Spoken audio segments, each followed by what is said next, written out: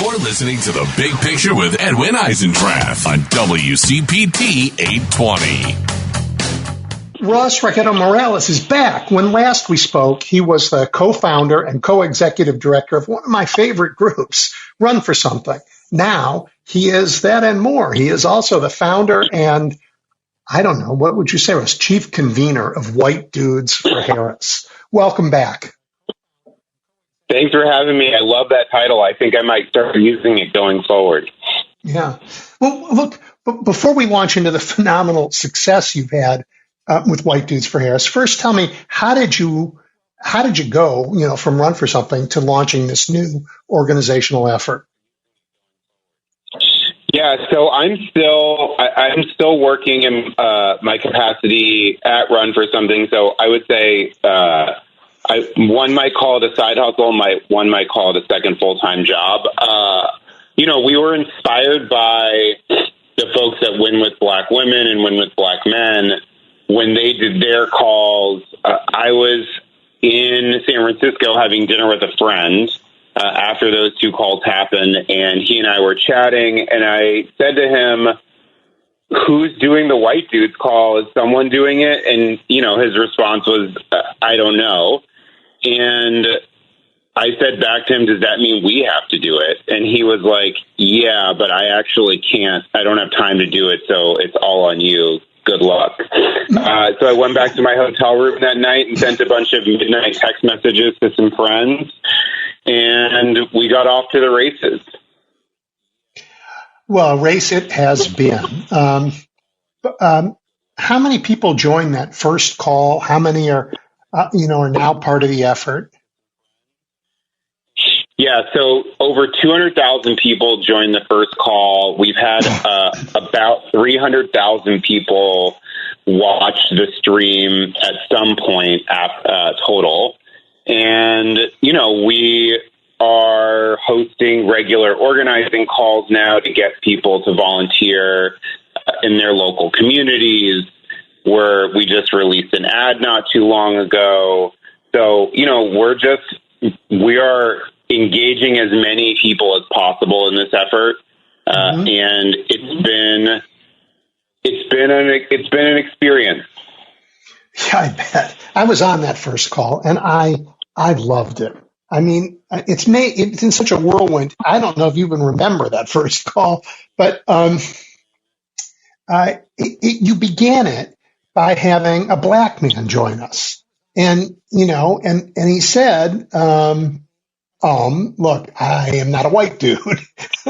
But over at the GOP convention that just ended, they're saying that all of you white guys believe the crazy stuff they're saying. That's not on me. You guys had better speak up. And I thought that was fabulous. Yeah, Maurice Mitchell over at the Working Families Party is, I think, one of the visionaries in our movement. And, I think it was really important to have him at the top talk a little bit about why this work was so important to him and why it was meaningful to him, because ultimately it's not on other people to organize white men. It's not on black women. It's not on black men. It's not on Latinos. It's not on the AAPI community. It's not on white women. It's on us white dudes to organize ourselves. When I know people who, when they hear what you just said, a conversation that talks about white men, black women, AAPI community, LGBTQ community, their reaction is, we are dividing America, that this is somehow some kind of micro-targeted effort that keeps us apart. It's identity politics at its worst. And I hear that from people, and I know how I answer them, but I'd love to hear how you answer that. Yeah, I hear that a lot too. I think there's a couple of things. The first is that our job as organizers is to meet people where they are. Some people engage based on identity, and some people don't. And there's nothing wrong if somebody doesn't want to engage that way. But I think the reality is that is how a lot of people interact with and engage with the world because their experience in the world is largely defined or is often defined by race, gender, LGBTQ status, etc. The second thing I'll say, I say to that is whether we want to admit it or not, whether we would like it to be that way or not, the world does interact with people in different ways based on who they are and how they present into the world. And so ignoring that ignores the way that the world actually functions. The divisions that we have aren't caused by people having identity. I would actually make the argument that the fact that most white people don't feel connected to any type of identity is actually an even bigger problem. So, white supremacy acts in many ways. One of the ways that it acts in is the fact that I myself am not in any way connected to my Polish heritage. That is actually what white supremacy does. And so I think, at its core, we can't spend. At its core, what people are, I think, in these conversations are often missing the really insidious piece of all of this, which is the way that our country functions encourages us to not be individuals. And I think that actually the fact that most of us, especially white people, or many of us, I'll say, have no real connection to our heritage, individuality, etc., is actually the real problem, rather than, whether somebody identifies as a white man or a black man or a black woman or a queer person or whatever. That's so interesting, and it's so important. Forgive me, let's spend just a little more time on it, because I think it also ignores something not just ugly, but something truly beautiful. When I was a little kid, America was supposed to be a melting pot, and we were all supposed to be exactly alike, which was a certain kind of lie. We got to a place where we said, that's not right, we're a stew. We maintain our different identities, and that makes us the whole thing so much richer. And so when I listened on that call, what I heard was not, hey, you're different, we're going to support you in your own different way, but that everybody brings to this an obligation to be an ally with people who aren't exactly the same. We bring different strengths that together can make us a more powerful democracy. And this sense of allyship, this sense of we are different and yet we're building something together that we all benefit from, became really apparent to me on that call. And then, I have, not surprisingly, a family where, not everybody's a white dude. And they were on different sort of organizing calls in different communities, and it all felt the same. It's all about how do we come together with our differences intact and make a better America. Yeah, I think that's totally right. And, my wife is not white. She's Latina, and I think that's also what I heard. The other thing that I think is really important, and I think, you live in Chicago, which is, I think one of the places in America where this is still the case. There's a diversity of white people. You have people who hail from different parts of the world who have maintained a lot of those identities.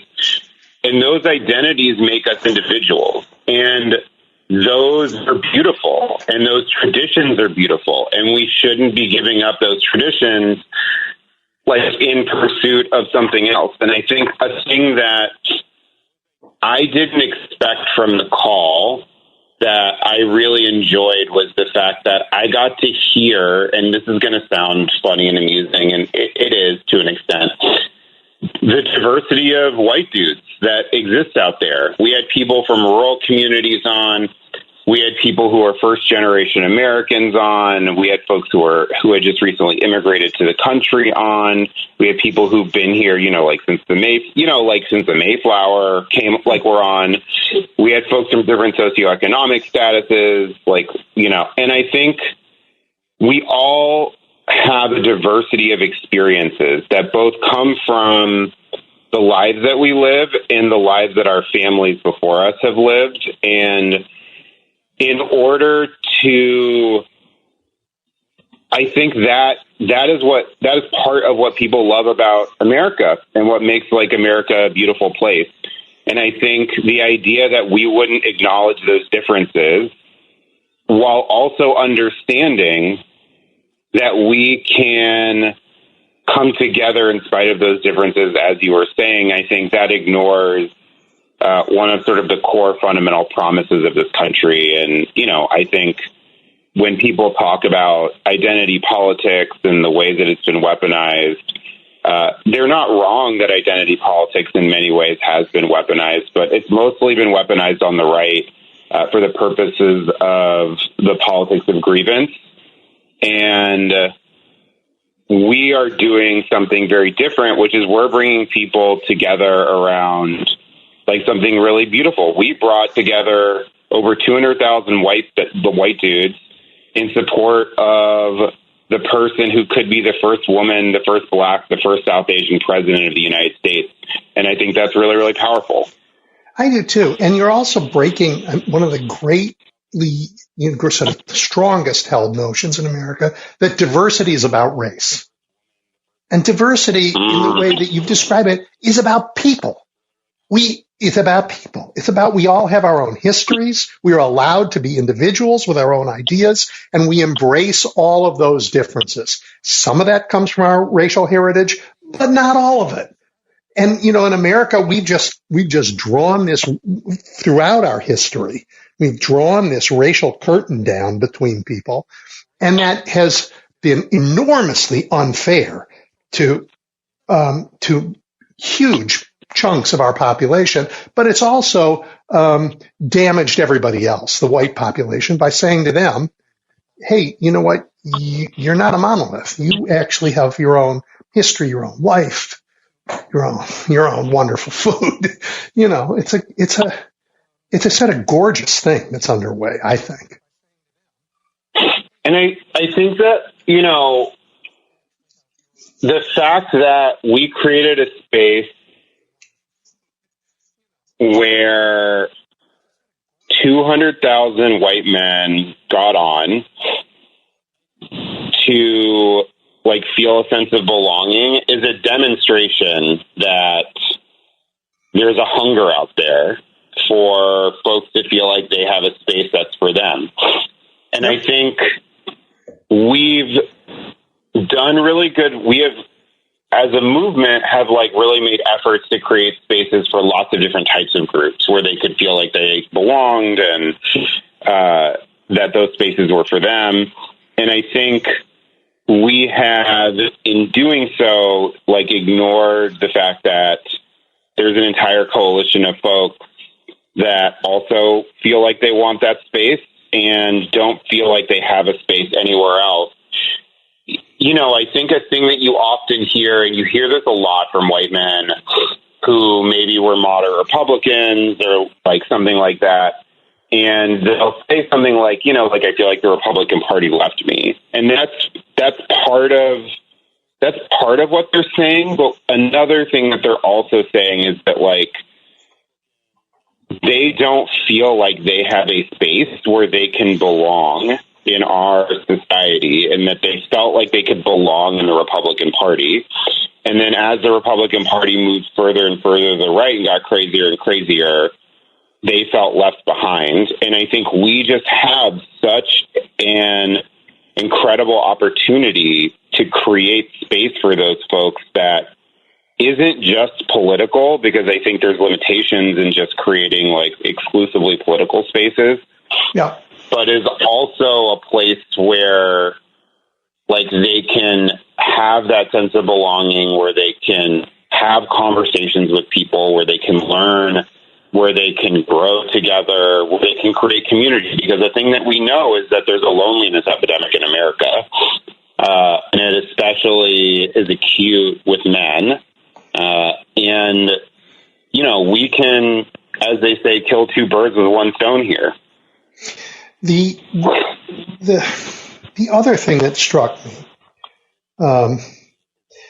I've talked about this on the show a bunch. I think the Republicans, I mean, this has nothing to do with politics, and yet they've made it politics. They have a very unusual, I think, misinformed idea about what it is to be a man. I've been one, since I was a boy, I've been a man. And my idea of manhood is not that you have to beat the other guy down. I love, sports, but manhood is not limited to some cartoonish, wrestling match. That is not anything like who we are and what our obligations are, what our sacrifice is, what our love for people is, what our vision for the world is. There is you know what? I love men. We are not the cartoons that are on display in the Republican Party. They seem to think you just got to beat somebody down in order to prove who you are. The forum that you created, ostensibly about politics, and politics brought everybody into that, but some of the conversations addressed this notion of manhood in America in a way that was healthy. Yeah, I think the way that the Republican and I think I'll say here the right, because I think it's even broader than the Republican Party. Yes. Yes. I think they sort of have accidentally fallen into it more than it's been a specific strategy of the party itself. But the right has found ways to weaponize masculinity and they do it for two ends. One, to make money. There's a lot of people making money off the weaponization of masculinity, and that's their primary motivator. And then the Republican Party has sort of taken advantage of that for political purposes in addition to that.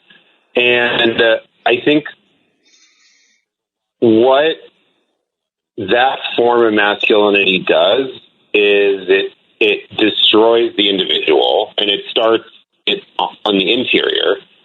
And basically they turned it into a destructive ideology where you sort of have to become some weird archetype that maybe isn't who you really are, and is often who a lot of these folks aren't.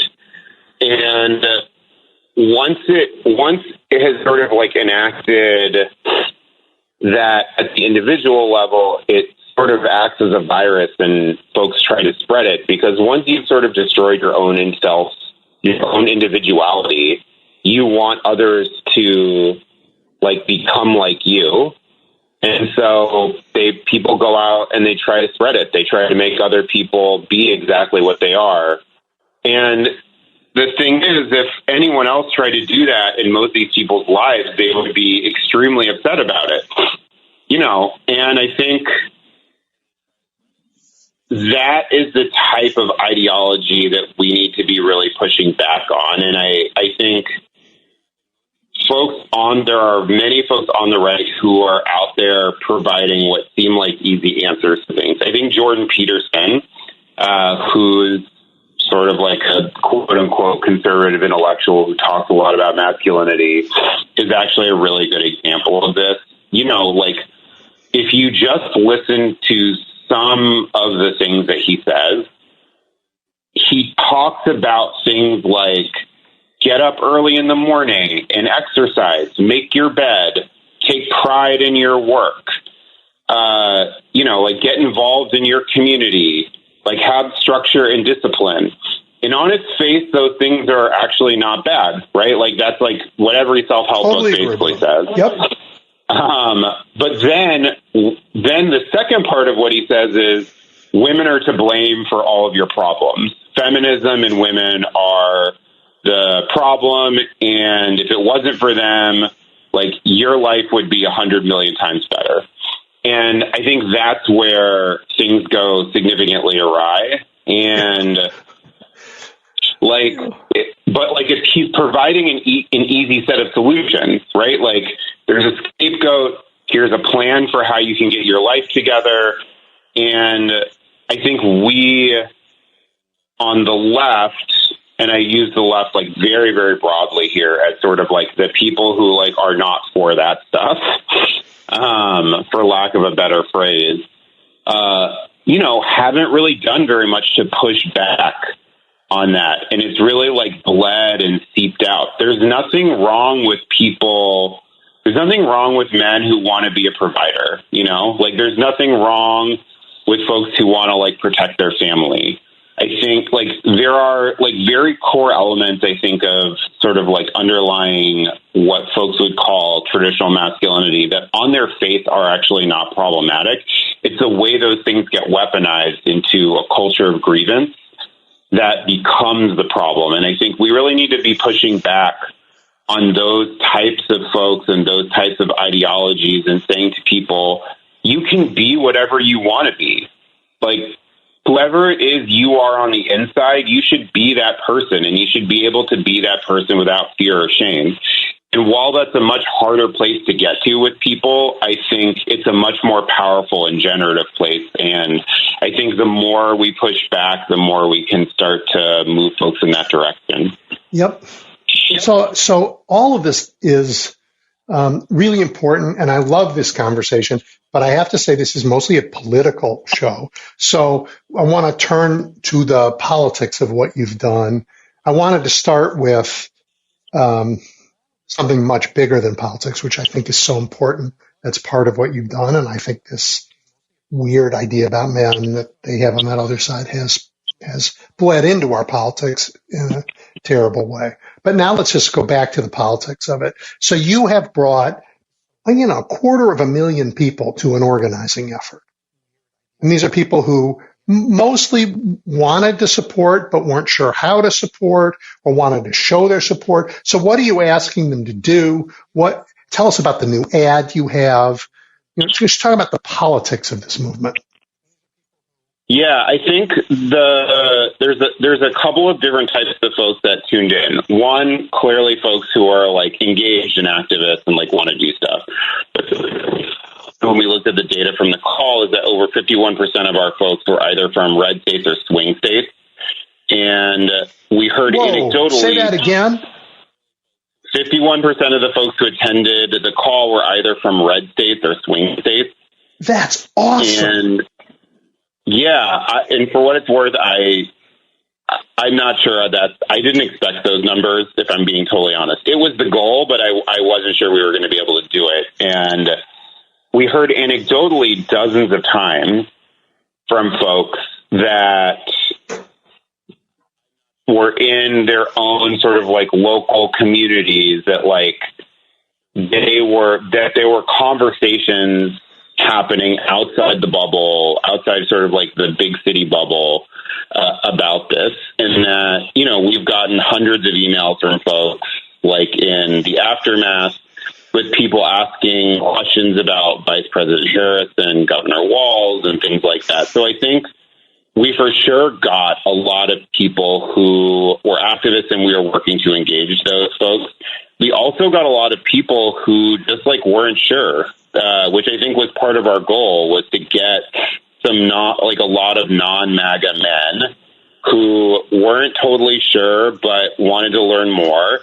And so, we've done a couple of things. The first was the ad that we released last week, I believe. And, that is specifically targeted, at men who aren't totally sure and want to learn more. We are hosting, we launched 2 weeks ago, weekly organizing calls for anybody who wants to get involved in the campaign. And we're doing those every single week from now until Election Day. We've had over 2,500 people on each of the calls, I think.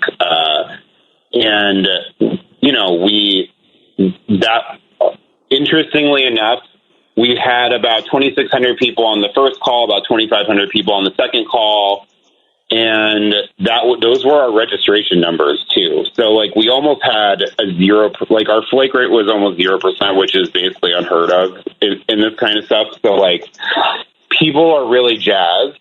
And what we're asking those folks to do is get involved in different types of races. So on the first call, we had someone from the Harris Walls campaign on to talk about volunteer opportunities and the way that they could get involved in the presidential campaign. Last call on Tuesday, we had somebody from Swing Left on to talk about getting involved in congressional and Senate races, and also doing out-of-state volunteer work, letter writing and things like that. And then next week, we'll have somebody on from Sister District to talk about getting involved in state legislative races. And after that, we're going to try to have on folks from state parties to talk about getting involved in their volunteer efforts in very specific swing states. So, Ross, I love you know what your agenda sounds like the agenda of the radio show that I've been hosting for years. I love it. Love it. It's really straightforward. We're bringing on a celebrity at the top of each call to get people fired up. Yep. Everyone then gets a training through our partners at the National Democratic Training Committee. Then we've got a volunteer pitch at the end. I love that. And the NDTC is also from Chicago. They're good folks. They sure are. Yep. So tell people who are listening, if they want to join the next call, how do they find you? What do they do? Yeah, go to whitedudesforharris.com and sign up.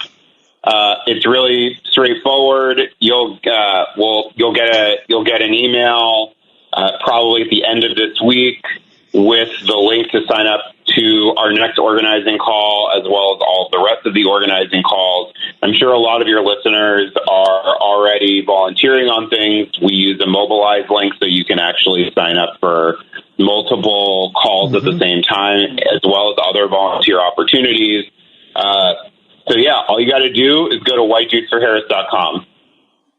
And you've got swag. I want a hat. We do. If you go to the website, there's a swag link. It will allow you to buy a hat. We've got koozies. We've got shirts. We've got baby onesies. So, if you want to go out, we have yard signs. So if you want to show that you're a white dude for Harris in your local community, you should buy some merch. I bought a yard sign. I have a shirt. I have a hat. If you need to order a koozie. Hey, every time I think Americans are experts at political campaigns. I mean, there's a reason why our political folks get hired into elections all around the world. And every time I think, we are expert and we know what's happening, our world turns upside down and surprises us. This campaign has got in it things, the technology's changed so you can have a call with 200,000 people. And sure enough, we embraced it. We changed the way we campaign. I don't think this is in some ways, what happened after Joe Biden did the unthinkably gracious and unthinkably patriotic thing and said, you know what, I've done my best. It's time for a next generation. And he declined a nomination that was his. Since then, what's happened in our politics is like nothing I think the world has ever seen in its sort of bizarre combination of movement and hard knocks politics and data and outreach and community building. I think it's going to be good for the country because of the ways it's connected people in new and fabulous ways. And what you're doing is one of those ways, which is just so outstanding, Russ. Thank you. I appreciate it. And to be honest, I have a lot of friends who work in other countries or have done politics in other countries. Yep. And, the 3-month campaign is pretty normal in a parliamentary system. And a lot, I found myself talking to a lot of those folks recently and having them be like, I told you so. Like, this is way better. And to be honest, I kind of love it. I kind of wish all of our campaigns could only had to be 3 months. This has been really fun. It's been a whirlwind. We're clearly right in the middle of silly season right now. But I think this has been a really interesting experience, and I'm really excited for the conversations that we're going to have at the end of this election cycle about how all this happened and what lessons we learned from it. I am too, but that's going on the back burner for the next 32 days because we have to win. Sure do. Yep. Thank you, Russ. Thank you for the work. Thank you for coming on and sharing it. Thank you for what you've done for the country and for men. It's great. Thank you for having me. As always, I really, really appreciate it. Talk to you soon. Bye.